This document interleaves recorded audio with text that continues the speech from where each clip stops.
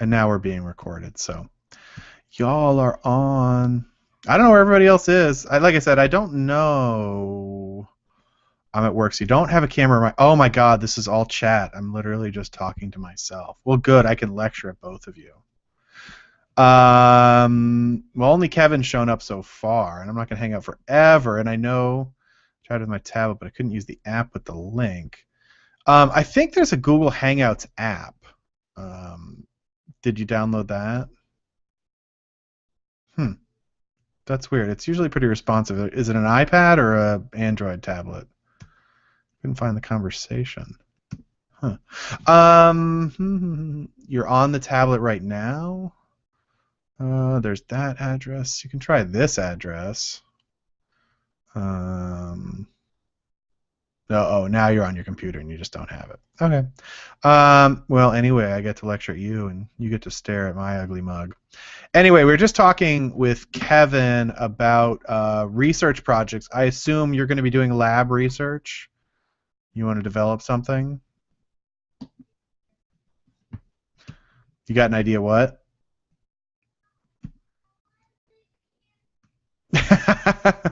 Well, I mean, you're the good person at pulling together projects. So, I mean, so you're still at Cone 6. I mean, I'm loving the pinholing stuff. Kevin, I'll fill you in that I chat with Sue quite a lot on Facebook. Sue is one of my first students, so I'll use a lot of shorthand and people that we know. I mean, the stuff we were talking about with Peter about the pinholing is sort of wicked. I don't know if he intended on doing it, but I mean, that's a sweet piece of research right there. The main catch is I think of getting tiles that are bisqued at a whole bunch of different temperatures. That's going to be, yeah, right. So we do that. We get you make test tiles, but we have to bisque them at a wide range of temperatures, and then we do various glazes, and we apply. Yeah, great. Yeah, if you've got the test kilns, even better because you can knock it all out. Make a ton of test tiles, and then just bisque it. I mean, I'd say everything from like 012 to whenever your clay starts to get vitrified. Cone 1, cone 01, maybe go 2 cone jumps, so like 012, 010, 08, 06. Again, it's a ton of firings, but the more data we generate, the better. And then pick out a couple of glazes. I mean, we already know the Woo Yellow is going to be a pain.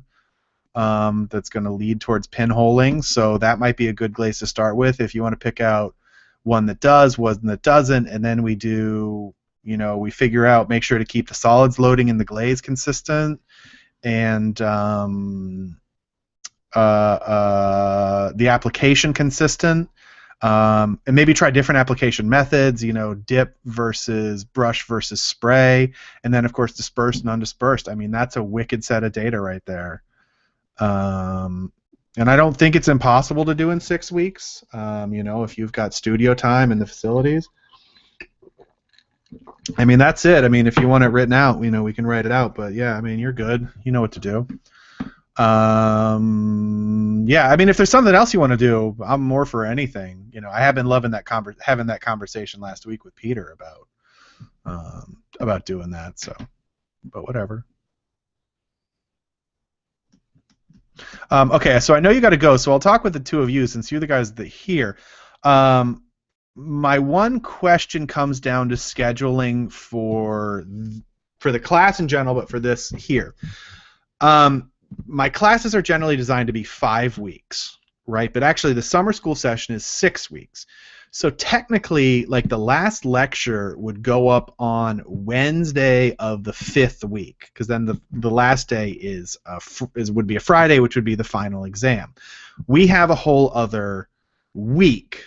So I guess my question is, do you want more lectures at a faster pace? Generally, I release Monday, Wednesday, Friday, so 3 lectures a week, and we have a midterm halfway through, which is like the 13th or something of July. It's still June. Yeah, it's the 13th of July. Or do you want me to just and so that would end on the 27th, where the last lecture would be out, but the class wouldn't end until the 5th. You like the idea of 6 weeks. So if we do it 6 weeks, I'll do lectures sort of 2 a week, so we just space it out more breathing room. The one catch is, so here's the catch before even we get Sue's answer. I actually have a slight life complication, which is that I'm actually going to be in Europe for the last 2 weeks of class. All the class content still comes out, blah, blah, blah, blah, blah. But for the Hangouts, because I'm going to be in Holland, it's going to be 2 in the morning for me to do Hangouts. So for the Hangouts, I'll do it, like, if you guys want, but I'd hope we could try to figure out something more sympathetic, but the scheduling sucks because, like, Sue's on the West Coast, Phyllis is also on the West Coast, Kevin's in Syracuse. I don't know where everybody else is. Thank you. It's going to be fun. It's a big family trip. We have 18 people going, all from my wife's family. So, like I said, the whole class, like, all the class content's going up. It's just a question of how we handle the Hangouts for those last 2 weeks.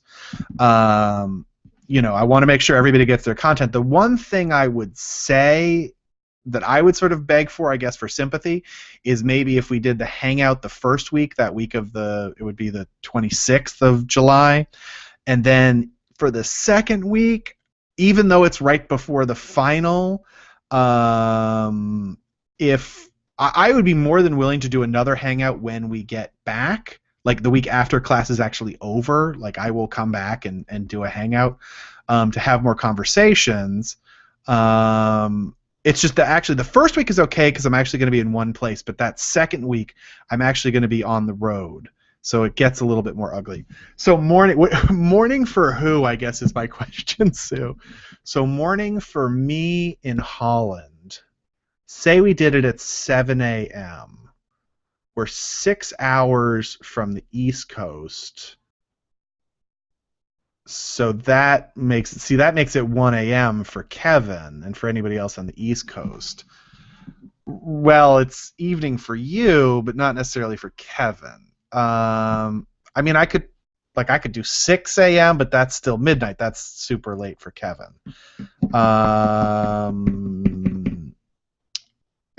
So then mid-morning becomes... So you guys, theoretically, Sue waking up, so that makes me 9 hours ahead of Sue, right, above the West Coast. So when you say you got up at 6 a.m., that's 3 p.m. my time, and by that time it doesn't do me any good until like 6 European time, and yeah, I think it sort of has to be midnight, or else I have to do it at the 2 a.m. time, or else I'm in the middle of Sue's workday, or I'm putting Kevin in the middle of the night, and everybody else who I don't even know where everyone else in the class is, and they're not here. Yeah, we can figure it out as we go. I'm flexible. I'm more than willing to do the 2 a.m. Like I said, that second week, which is the 6th week of class, I really had my fingers crossed that we could push that back a week, but I also understand that is the week of the final and the end of the semester. Again, for the research and stuff, I'm more than willing to meet again and have that conversation, but you guys will probably have questions for the final, so then that becomes sketchy. But yeah, we've got time to figure it out. So that's the big schedule thing, and for those of you who are watching this who aren't here, because as I said, this is being recorded, so the few developments for Sue and for Kevin, this is all new to you anyway, but for Sue, that the Hangouts are now recorded, so if it doesn't work for you in the future, it's at least here. Actually, I don't know if the text is getting recorded too, or just the video. Oh, this may be really surreal for everyone else, because I know the video gets recorded, but I don't know if the text is. Well, we're gonna find out. So we'll figure that out. So basically it's individual research projects for everybody, either in the lab or written. So I've talked with both of you about that. If you're watching and are another member of this class, email me and we'll talk about this stuff, and then the schedule. So the first lecture will go up tomorrow. Kevin, are you down for the slower pace, or you want it 3 lectures a week? I mean, they're both pretty intense. Oh, that was the one other thing I wanted to say to you, Sue. That's fine. Okay. For Sue, so the other thing that's new for you is the readings. The first time we did the class, I didn't have readings, and along with the videos from the first class that are posted, there are all of the readings. And actually, there's a ton of readings in there, and there's going to be a lot less this term just because I pretty much front loaded them all in the first class. But they're all there. They're all PDFs. You can download them and take them with you, Sue, and go and fill in background. None of them are. We did have readings. I don't remember that. I have met. Well, I've had a baby since that. Well, I haven't had a baby. I didn't do squat, but my wife has had a baby, so I don't remember much that's happened before the previous 9 months. Anyway, well, there's a lot of readings now, or there's more readings. So yeah, you can go ahead and download those. None of them are absolutely gospel, but they're good references. And I talked about the book list in the class. I even got my own copy today. This came from Amazon.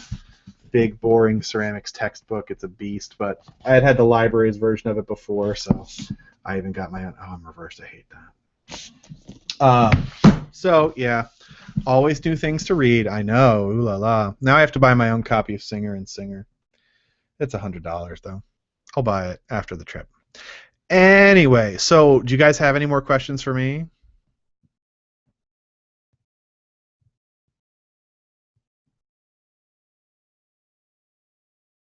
Not clear. The lecture goes up tonight.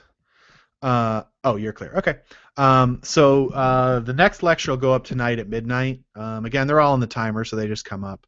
So this one's going to go up tonight, but I think after this, I'll probably schedule them to come up on Mondays and Thursdays if we do 2 a week. Although the last week will actually come up before Thursday because the final will be on Friday, so you want the class content before Thursday. Anyway. But generally Monday and Thursday.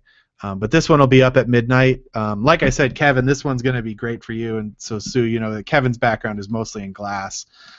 So this one is the first lecture is really like straight up glass science. So what's going on in breaking silicate bonds and how fluxes work and how glass functions and lots of cool stuff.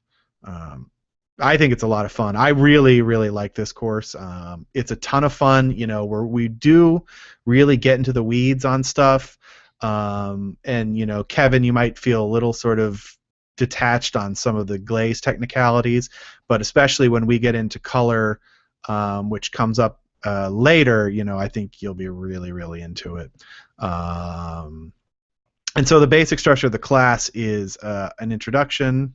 Right. Yeah, it is. It's very relevant. And I've talked with Angus about doing technical classes for the glass students.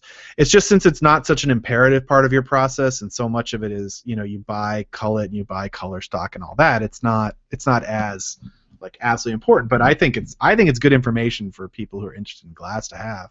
And so we've talked about developing that sort of stuff for them. But yeah, so a lot about glass science. Sort of the first third might leave you a little bit in the weeds because it's real heavy glaze chemistry and flaws. Sue, you'll totally dig it. Like the first 4 lectures, it's a series called The Subtleties of Stull. So we just talk about all the secrets that come out of Stull and temperature and glaze flaws and thermal expansion and all that good stuff. So it's really a lot of fun. Then we get into Sue's got to run. And then we'll get into color. So anyway, I'll let you go too, Kevin, since nobody else showed up, and we'll post this to Facebook or to the. Okay, so we'll talk later. So is Tuesday okay? Well, we'll see if it is for her later. Okay, great. We'll see you next week. Okay. All right, I've talked enough to myself. So I will talk to you guys next week. Enjoy the lecture tomorrow and on Monday. Okay. Check you guys later.